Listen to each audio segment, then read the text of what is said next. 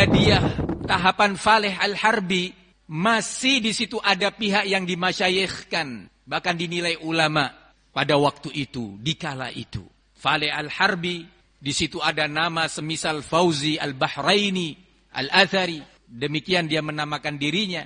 Orang-orang yang secara tingkat keilmuan, tingkat kefasihannya, dan sekian sisi lainnya jauh melampaui asatidzah. Ketika mereka bersikap ekstrim, menanamkan kebencian, menebarkan kebohongan, dan tidak mempedulikan nasihat ulama, mereka menjadi salah satu firqah dari firaq al-Haddadiyah. Begitu juga fitnah Yahya bin Ali al-Hajuri, yang di situ bersamanya sederetan nama yang sebagian mereka adalah guru-guru asatidzah yang sekarang disebut dengan masyayikh, yang secara tingkat keilmuan, tingkat senioritas, kefasihan dan hafalannya tidak bisa sedikit pun dibandingkan dengan asatidzah. Bersama itu, ketika Yahya al-Hajuri dan al-Hajawura yang bersamanya bersikukuh mengajak kepada permusuhan dan perpecahan tanpa bukti-bukti dan dalil-dalil ilmiah yang semestinya dengan itu boleh terjadi perpecahan dan perpisahan,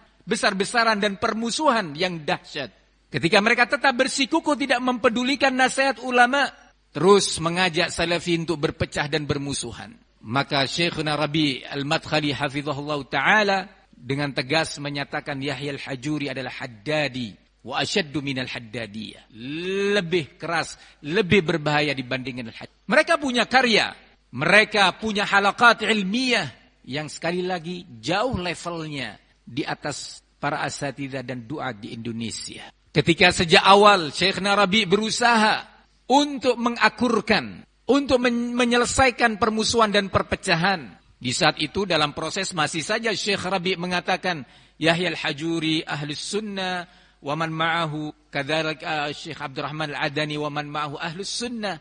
Masih Syekh mengatakan, walaupun sudah muncul tahdzir dari Syekhna Ubaid rahimahullahu taala pada tahun 2010 kurang lebihnya, masih saja Syekhna Rabi' menenangkan keadaan. Bukan Syekh tidak punya hujjah, tapi berupaya dengan mengatakan Yahya bin Ali al-Hajuri, Syekh Yahya min ahli ilmi ala thagrin fi hadhihi ad-da'wah, wa Syekh Abdurrahman min ahli ilmi wa ala thagrin fi hadhihi ad-da'wah. Syekh Yahya al-Hajuri adalah orang yang berilmu dan berada di garda terdepan dalam medan dakwah, ada di perbatasan-perbatasan dakwah salafiyah. Begitu juga sama Syekh Abdurrahman Al-Adani pada waktu itu. Tapi Syekh sudah mencatat sifat-sifat Al-Haddadiyah padanya. Dalam beberapa kunjungan kami kepada beliau dan persaksian sejumlah masyayikh tentang Yahya al-Hajuri. Karenanya ketika pada waktu itu Akhuna Askari dan Abu Anas Ahmad Khadim mendatangi Syekh Rabi' sebelum keluarnya tahdzir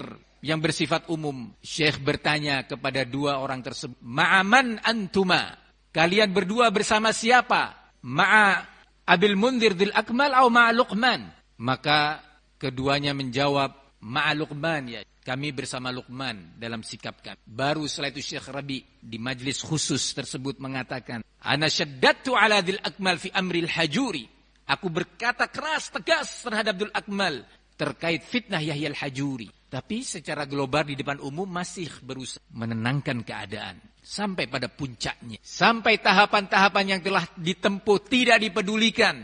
Maka keluarlah ucapan dari Syekh Rabi' Al-Madkhali hafizahullah ta'ala bahwa Yahya al-Hajuri Haddadi. Kenapa? Sama seperti Faleh Al-Harbi. Kenapa digolongkan dalam kelompok Al-Haddadiyah?